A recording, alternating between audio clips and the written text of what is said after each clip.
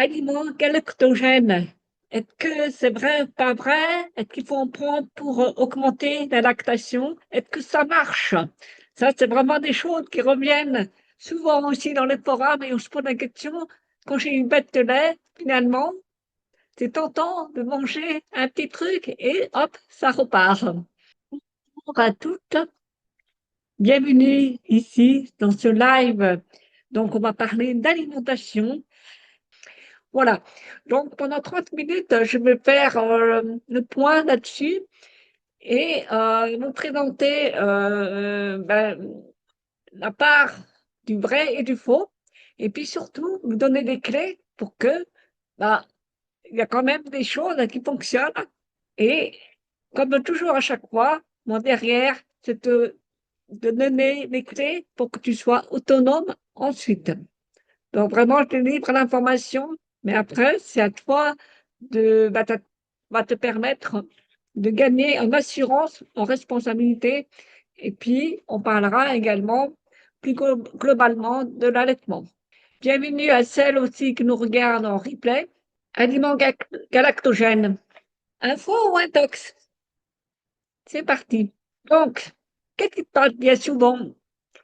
Tu es une bête de lait et ton premier réflexe, c'est d'aller chercher une solution magique, une solution qui va marcher tout de suite et vite. Ben, Dieu ne fait pas attendre ni bébé ni maman. Et là, tu tombes sur les fameux gummies allaitement, les petits bonbons magiques. Et ils te promettent de booster ta lactation en moins de 7 jours et tu as du lait en abondance. Alors, est-ce que c'est vrai? Parce que souvent, c'est basé sur des plantes qui augmentent la lactation. Alors, avant d'acheter, déjà, je vais t'expliquer comment ça fonctionne pour vraiment que tu comprennes et puis que tu puisses faire la part des choses. Alors, qui je suis? Ben, je m'appelle Marilyn, je vis en Suisse et j'ai allaité pendant 4 ans et 3 mois ma fille qui a aujourd'hui 9 ans sans jamais utiliser de biberon. Ça, c'est important parce que vous allez voir toute la différence et c'est tout qui fait la valeur ajoutée de mon accompagnement, de mon approche. Vraiment, je défends l'allaitement exclusif au sein. Ça ne veut pas dire que tu peux pas travailler, que tu es obligé de vivre au fond des bois. Absolument pas. Non, c'est l'allaitement dans la société actuelle, mais en accord avec tes valeurs à toi. Donc, nature, simplicité, joie de vivre aussi, parce que je suis contre l'allaitement au prix de ta santé mentale et physique.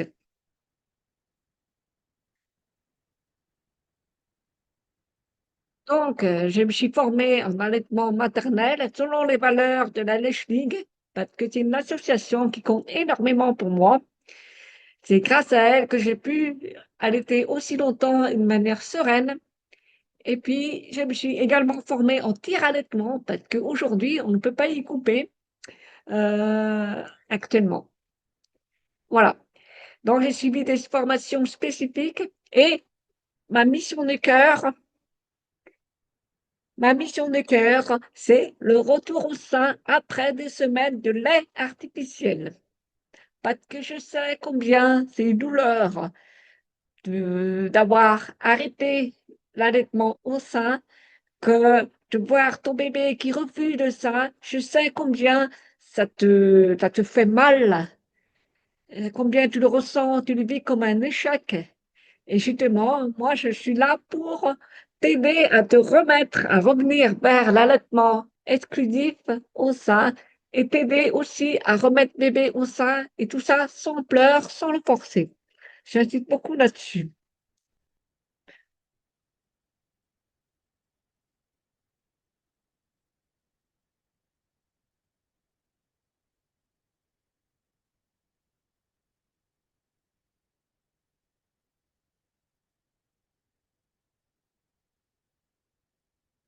Alors, ta production, elle baisse. Alors, chose très importante, c'est la base de la physiologie. Mais il y a tellement peu de gens, finalement, qui le savent ou qui l'expliquent. En fait, la production de lait, elle est basée sur la loi de l'offre et la demande. Donc, C'est le principe fondamental pour avoir du lait en abondance. Il faut que ton sein soit vidé, il soit bien drainé. Donc, avec un bébé qui prend le lait qu'il y a dans le sein, et ça fait que ton sein va produire de nouveau du lait. S'il n'y a pas ça, si le bébé le tète moins, eh bien, ta lactation, elle va baisser ou s'ajuster. Donc, c'est pas un problème de ce que tu manges dans ton assiette. C'est vraiment le fait de croire que tu vas manger, prendre des compléments alimentaires ou des gummies pour booster la production. Ça, c'est vraiment une arnaque. Parce que ça, ça peut fonctionner, mais en tous les cas, ça va être limité dans le temps. Si tu ne résous pas le problème de fond, ben, tu seras toujours au même point. Et le but n'est pas d'en manger sans arrêt. En plus, ça va te coûter cher. Cher en argent et cher en perte de confiance en toi. Et puis, ça va te coûter finalement ton allaitement.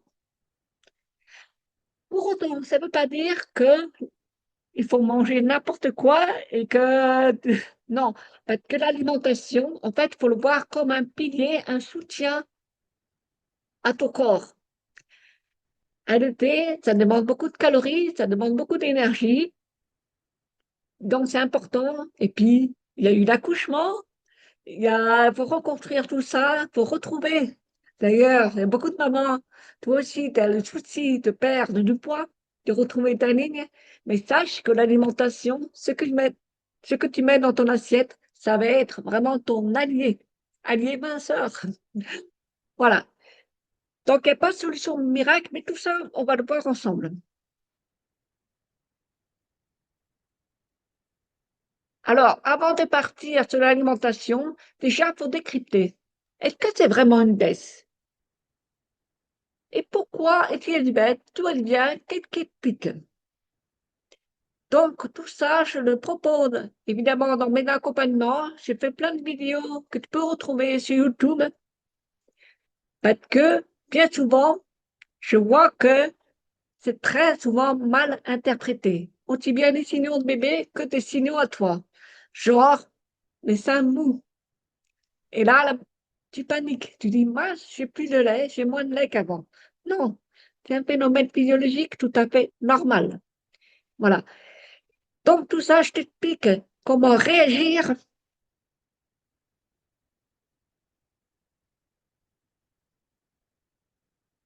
Je t'explique comment réagir, notamment quand le bébé s'énerve au sein, parce que c'est souvent un motif d'inquiétude.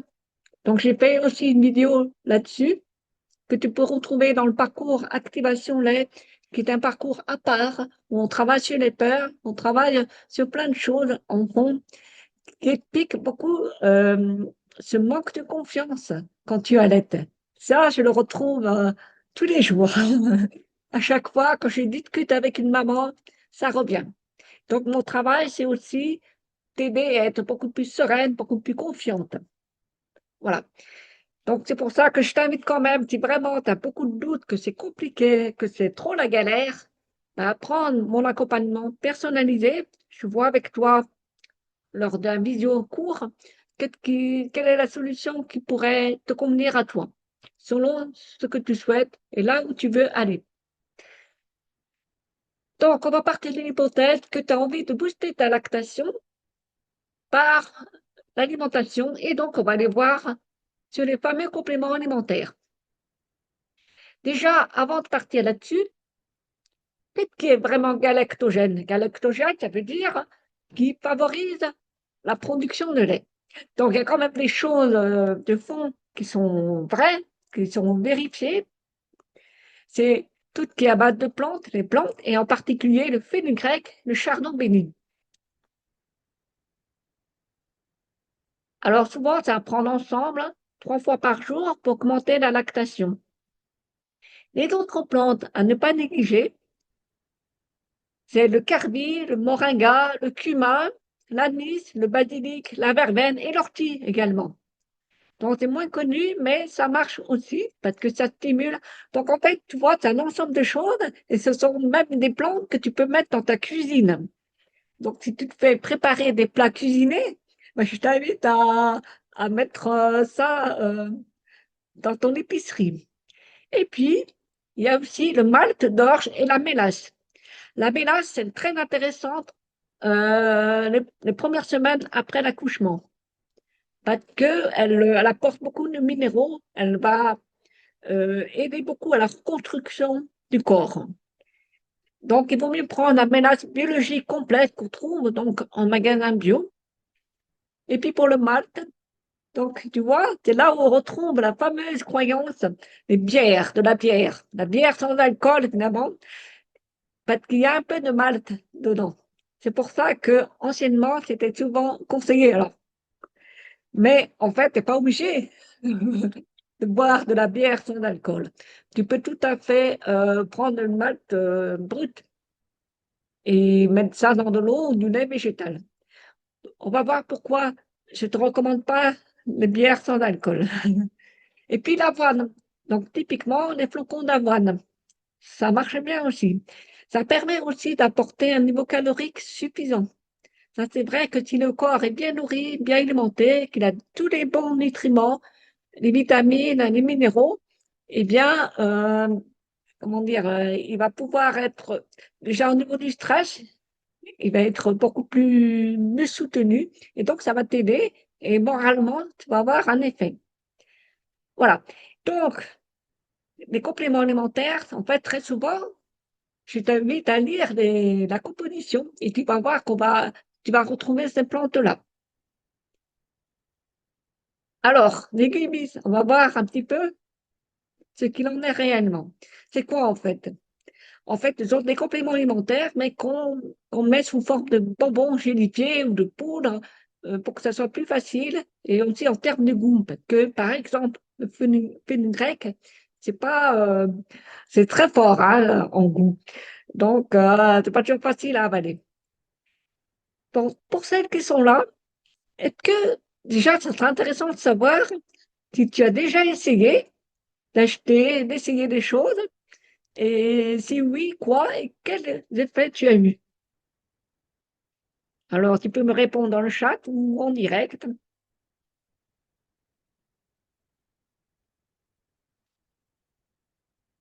Parce qu'on le voit souvent sur les groupes allaitement. Et là, donc, j'attends que les mamans qui sont là puissent répondre. Un petit mot dans le chat ou pas du tout. Voilà. Ce que je peux dire souvent, ce que je dis souvent, c'est il y en a pour qui ça fonctionne, d'autres ça marche pas, d'autres ça marche moyen. Et dans tous les cas, ce que je peux dire, c'est qu'on n'est pas sûr que ça soit lié à ça, parce que il y a aussi l'effet placebo qui joue. Et ça, j'y crois fortement, parce que l'effet placebo, ça donne aussi la confiance en soi, parce que le fait de prendre un petit truc, la maman, elle se trouve rassurée, elle se trouve confiante, elle va dire, ben voilà. Et ça participe aussi à la détente et donc à avoir plus de lait. Donc, c'est difficile de vraiment savoir quelle est la part des choses. Donc, la maman qui me répond, elle me dit qu'elle n'a pas essayé. OK, bon, très bien. Alors, ici, je reprends l'exemple. Voilà. Ce que j'ai fait pour vous faire comprendre, j'ai pris la composition d'un gummy. Il y en a un qui est très courant. Je ne vais pas citer le nom parce que pour pas donner des noms de marques commerciales. Et puis, tout simplement, regarder la composition. Donc là, c'est marqué que en fait, c'est surtout du fenugrec à hauteur de 3000 milligrammes par donc dose. C'est à prendre pendant 7 jours. Et puis, il y a d'autres plantes, qui, passiflore et sinon rhodon. Voilà. Et puis, ça apporte du magnésium. Or, le magnésium, c'est connu, hein, ça réduit la fatigue. Voilà. Et puis, l'argument qui est évoqué aussi, c'est la biotine pour la peau et les cheveux. Voilà. Donc, une boîte antique. Alors, le prix d'une boîte était autour de 11, 12 euros. Et puis, le fenugrec, mais tu peux l'avoir aussi en graines ou en poudre. Donc, en magasin bio ou en ligne, tu peux l'acheter directement. Et en fait, pour avoir la même portion par jour là, qu'un stick, donc tu vas payer 11 euros pour tu t'achètes le complément alimentaire. Et puis, si tu l'achètes sous forme de poudre, c'est même pas 1 euro. Donc, en fait, la poudre brute, l'aliment brut, c'est vraiment bien moins cher, de 15 à 16 fois moins cher. Donc, si je le dis aussi, c'est pour prendre conscience de l'effet marketing derrière. D'accord? Tu peux faire la même chose si tu es. Enfin, moi, je fais beaucoup d'alimentation la plus saine possible, la plus naturelle, la moins transformée possible. Et donc, c'est vrai que moi, j'aurais tendance à acheter les aliments bruts. D'autant plus que tu peux l'intégrer dans tes plats cuisinés. Enfin, il y a aussi des plats, c'est très connu au Maroc, en Tunisie. En Tunisie, je crois qu'il y a le couscous avec du fenugrec dedans qui est vraiment connu pour favoriser l'allaitement. Donc, vous voyez, c'est pas quelque chose de nouveau, c'est des choses qui se faisaient déjà avant, dans le temps, et qui, ben, aujourd'hui, c'est simplement reformaté et on n'a pas réinventé la roue. Voilà. Ensuite, donc là, j'ai pris un autre, et là, c'est très intéressant. C'est aussi un autre qui est utilisé, enfin, conseillé régulièrement. Et là, sur la composition, alors par contre, c'est différent parce qu'on voit sirop de glucose, sucre, arôme naturel de citron, agent acidifiant, huile, gna, agent gélifiant, poudre. Alors, voilà, on arrive seulement là à l'ingrédient principal, la poudre de racine de maca. Et puis du fenouil et puis tout un tas de choses. Alors, ils disent que le fenouil est garanti sans estragol. Alors, c'est un petit point important parce que le fenouil il avait été longtemps conseillé sous forme de tisane. Et puis, moi-même, j'en ai pris. Mais bon, moi, j'ai accouché en 2016. Et à la maternité, il fallait boire des tisanes et fenouil. Mais j'ai très vite arrêté. Parce que j'ai assez vite compris que ce n'était pas forcément quelque chose de positif. Et il se trouve qu'aujourd'hui, maintenant, euh, suite à des études qui sont sorties, on ne conseille plus le fenouil parce que ça peut, comment dire, ça a des effets sur le bébé et sur la maman. Voilà. Mais sur cet exemple-là, on voit qu'il y a beaucoup d'excipients, du sucre aussi, donc c'est quand même pas top, hein. Et tu vas comprendre pourquoi après.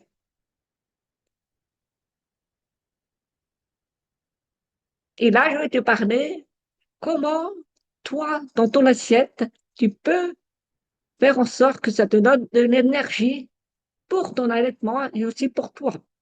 C'est d'avoir la pêche au quotidien, malgré que des nuits qui sont coupées, de ne plus être épuisé parce que très souvent, quand j'accompagne les mamans, c'est la première chose qui vient, je suis épuisée, je n'en peux plus. Moralement, physiquement, je suis au bord du gouffre. Et donc, c'est aussi lié à ce que tu mets dans ton assiette. Donc, moi, dans mon accompagnement, j'insiste beaucoup là-dessus. C'est pas seulement, entre guillemets, réussir ton allaitement, mais c'est aussi vivre un allaitement qui te nourrit, mais qui te nourrit moralement, mais aussi physiquement. Vraiment qui t'épanouit. Et donc, comme déjà, moi-même, à titre personnel, je fais beaucoup donc d'alimentation anti-inflammatoire. J'ai aussi été formée pour l'allaitement par une nutritionniste fonctionnelle, donc qui parle beaucoup de l'alimentation. Je t'ai fait un petit résumé très simple pour que tu puisses l'appliquer au quotidien. Parce que bien manger, ça ne veut pas dire non plus passer beaucoup de temps en cuisine et ça peut être aussi très vite fait. Voilà. Donc, la première chose à faire, c'est veiller à ce que tu aies de bonnes graisses. C'est quoi? Donc, les huiles végétales, les huiles vierges, première pression en froid, notamment colza, caméline, l'huile d'olive, toutes ces huiles qui sont riches en oméga 3. Alors, pour le colza et caméline. Les oméga 3, c'est indispensable pour toi, mais aussi pour bébé, pour le développement du bébé, pour son cerveau. Donc, c'est important. Donc là, c'est très simple. L'huile, il n'y a pas besoin de préparer l'huile. il faut tout simplement, chaque fois que tu manges pour tes repas du midi et du soir, tu mets 2 à 3 cuillères à soupe par jour dans tes plats. Sur tes salades, alors ça tombe bien, là on est au mois de mai, profitons de ces périodes où on a beaucoup de légumes, de faire des salades, des crudités et on met de l'huile. Même sur tes plats chauds, tu rajoutes de l'huile et comme ça tu as ta dose. Ensuite, que je t'invite à faire, donc de mettre des oléagineux et des petits poissons. Donc, toutes ces graines, donc les amandes, les noix, les noisettes, tout ça, ça va t'apporter du magnésium. Donc, ça lutte beaucoup contre la fatigue, la charge mentale, le calcium, et tout ça, ça fait que tu nourris ton corps. Et les petits poissons, donc les sardines, les maquereaux, c'est des bonnes, c'est pareil, c'est riche en oméga 3. Il y a pas, alors, petits poissons, parce qu'il n'y a pas de métaux lourds, contrairement au thon. Le thon est à limiter, ou à limiter. Donc, là, c'est facile. Pour faire des goûters, il n'y a pas besoin de préparer, tu achètes tout prêt, et puis tu achètes en vrac. C'est ce que je fais, moi. Je continue à en manger toujours. Puis j'adore ça. Tu peux mettre aussi dans tes tisanes, dans ton thé, enfin, voilà. Les sardines en boîte ou le maquereau en boîte, il n'y a pas besoin de préparation, ça tombe bien. Tu peux les rajouter à tes salades. Les anchois aussi, je ne l'ai pas mis. Les anchois, c'est bien aussi. Et puis, la troisième chose, donc, je suis simplifié, hein, vraiment, c'est faire le plein de végétaux. Alors, végétaux, c'est les fruits et les légumes, mais aussi les légumineuses.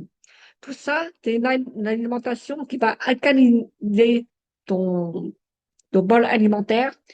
Donc, ça a des effets chez le bébé. S'il souffre beaucoup de coliques, de reflux, eh ben, on voit des effets pour les mamans qui changent parce que, mine de rien, ça impacte. Qui est intéressant aussi en Europe, c'est les tisanes d'ortie. Voilà. Donc, on va apporter beaucoup de minéraux. Donc, c'est pareil, c'est un peu la période. Les petites orties fraîches. Voilà. Donc, tout ça, les fruits et légumes, bah, c'est tous les jours. Légumineuses, bah, c'est aussi, si t'as pas le temps de préparer, donc les pois chiches, haricots rouges, enfin, tout ça, c'est en boîte. Ça peut se faire en salade. C'est bien aussi. Voilà. Et qui est limité, c'est donc tout ce qui est produits laitiers, notamment de vaches. Chèvres, brebis, ça passe plus facilement, c'est mieux toléré. Mais produits laitiers de vache, c'est la cause numéro un des coliques et des reflux chez les bébés allaités. Donc, ça fait pas de mal de, de le supprimer au moins pendant le premier, deuxième, troisième mois. Donc, pas de lait, pas de yaourt, pas de fromage.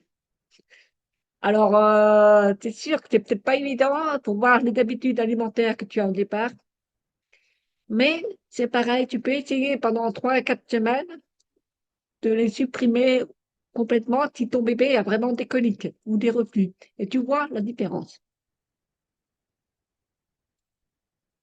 Alors, et le dernier point vraiment à éviter, enfin, à limiter, c'est tout ce qui est sucre, tout ce qui est produits transformés, tout ce qu'on achète dans le commerce.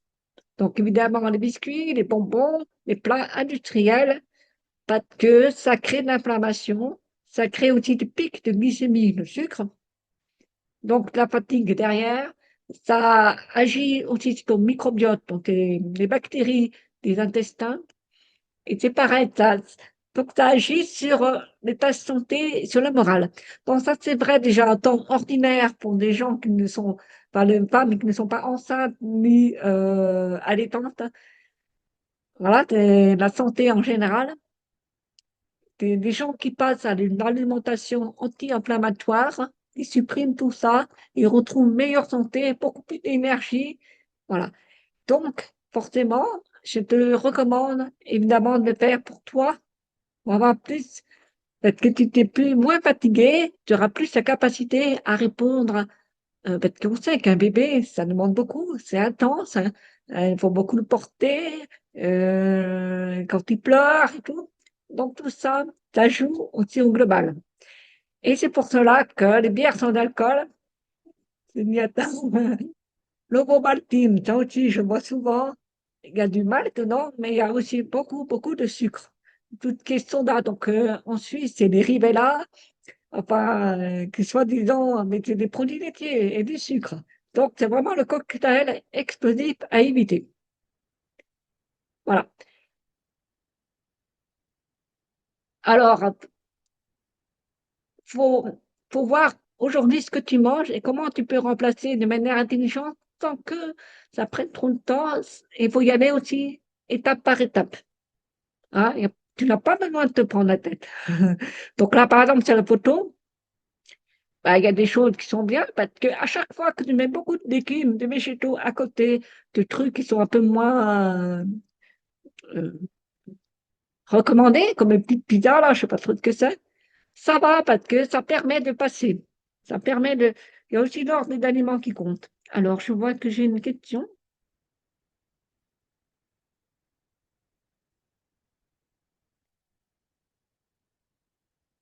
Euh,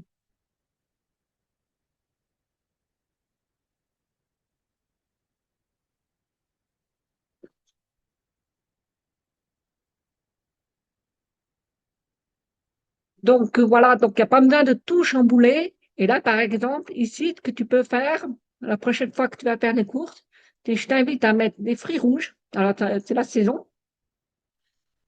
Des myrtilles, des fraises, des framboises. Des riches en antioxydants, ça aussi, c'est bien. C'est pour combattre la fatigue, ça t'apporte plein de vitamines. Les oléagineux, donc les amandes et les noisettes. Et puis, ce que je disais, les légumineuses. Donc, les pois chiches et les lentilles, ça apporte aussi beaucoup de protéines végétales. Voilà. Et alors, je vais te donner une idée d'encas facile à préparer. C'est ce que j'ai fait hier ou avant-hier. Voilà, je l'ai fait en 5 minutes et c'est gourmand. C'est tout simplement avec ma fille, on a acheté donc des myrtilles, des fraises, des framboises. Donc, j'ai mis dans une assiette.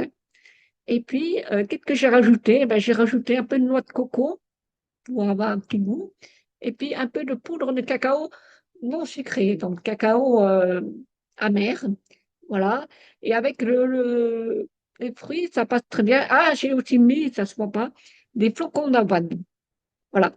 C'est un petit goûter gourmand et qui passe très bien. Et on s'est régalé. Et voilà, ça c'est typique de ce que je conseille aussi d'inclure. Et ça prend pas beaucoup de temps, c'est vite fait. Euh, les fruits, il y a juste à les laver un petit peu et c'est vite prêt. Voilà. Il n'y a pas besoin de préparer à l'avance. On assemble, et puis voilà.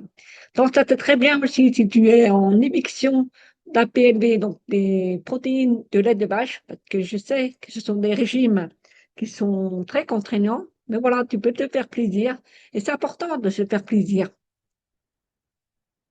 Se faire plaisir, c'est très important de le faire au quotidien, parce que ça va aussi contribuer à te détendre, et ça contribue aussi indirectement à une meilleure production de lait.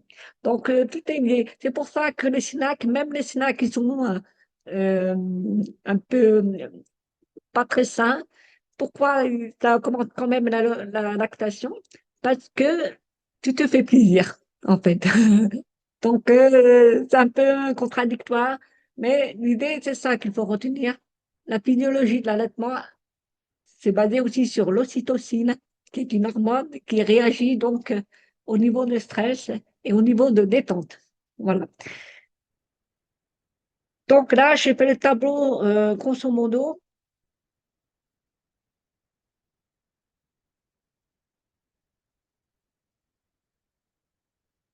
Donc, ton plan d'action aujourd'hui, ce que je conseille, si tu te sens que tu as une baisse ou que c'est pas top, déjà de revoir la conduite de l'allaitement, de faire la liste de courses, voir ce que tu peux remplacer petit à petit si c'est trop, si ça demande trop de changements, y aller petit à petit. Et puis, évidemment, tu peux me demander, donc je propose des appels découvertes, des appels courts de 20 minutes où on fait le point. Et puis là, je vais répondre à tes questions Et là, tu vas voir comment je travaille en direct. Voilà. Et avant cela, je vais quand même te présenter. Voilà. Euh, Moi, j'accompagne des mamans qui ont envie vraiment de vivre un allaitement épanoui. C'est pas seulement réussir, c'est pas seulement avoir du lait, c'est quelque chose de beaucoup plus grand. C'est quelque chose un allaitement qui répond vraiment à tes valeurs, à une connexion profonde avec ton bébé. Et voilà.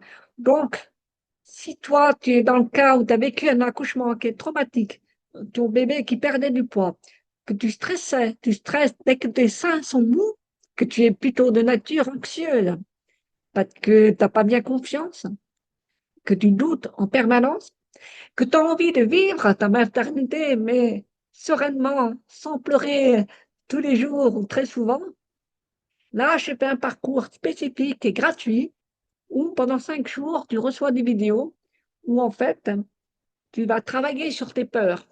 Donc là, on ne parle pas de technique, on parle rien du tout. C'est vraiment une introspection. Et ça, tu peux le faire à n'importe quel moment de ton allaitement. Voilà. Donc, c'est le parcours activation lait. Et puis, j'ai une autre offre où là, ça concerne plus le tir-allaitement. Si tu es dans la nécessité d'augmenter vraiment ta production de lait, alors, évidemment, j'ai une offre où je regarde au niveau du matériel, donc de ton tire-lait, mais aussi de tes traits. Donc, GPS, je pilote mon allaitement. OK? Et on vérifie ensemble. Et je te conseille aussi sur les tire-laits, nomade ou hospitalier, l'un ou l'autre, ou les deux, selon ton dessin, la forme de tes seins, mais aussi ton budget, ton pays, parce que selon le pays, on n'a pas accès à tous la même chose. Voilà. Et puis, l'accompagnement phare que je propose. Alors là, ça, c'est vraiment pour les mamans qui ont commencé à allaiter ou pas et qui vraiment regrettent de ne pas pouvoir allaiter au sein ou de ne pas pouvoir donner leur lait. Donc là, on travaille sur tout et c'est un accompagnement sur 3 mois où on relance la lactation s'il y a besoin et on travaille aussi le retour au sein du bébé sans qu'il pleure. Donc, c'est vraiment faire la transition entre le lait artificiel et le sein. Et ça, il n'y a pas beaucoup qui le proposent sur le marché. C'est ma mission de cœur parce que ça fait appel aussi à la résilience. Parce que c'est pas parce que euh, ton bébé a 2 mois ou 3 mois que ça a mal démarré que c'est foutu. Voilà. Donc j'en parle parce que mardi prochain, je participe à un sommet international sur la maternité qui concerne les femmes enceintes et les femmes qui ont accouché. Et pendant 5 jours, il y a 21 expertes qui vont faire des conférences. Et moi, donc, je vais faire une conférence là-dessus, donc qui est gratuite. Je t'invite à t'inscrire si tu n'es pas inscrite. Voilà. Et maintenant, allez-y, on va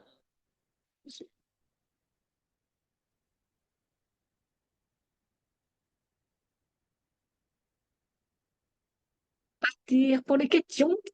Il y en a comme des questions qui veulent parler de leur situation. Et là, je te réponds comme si, bon, voilà, je réponds à des questions, que ce soit sur le tir-allaitement, sur n'importe quoi. Alors, soit en direct, en activant au moins le micro, parce que si tu as ton bébé dans les bras, peut-être que tu ne veux pas activer la caméra, c'est pas un problème, mais au moins le micro, ou alors dans le chat.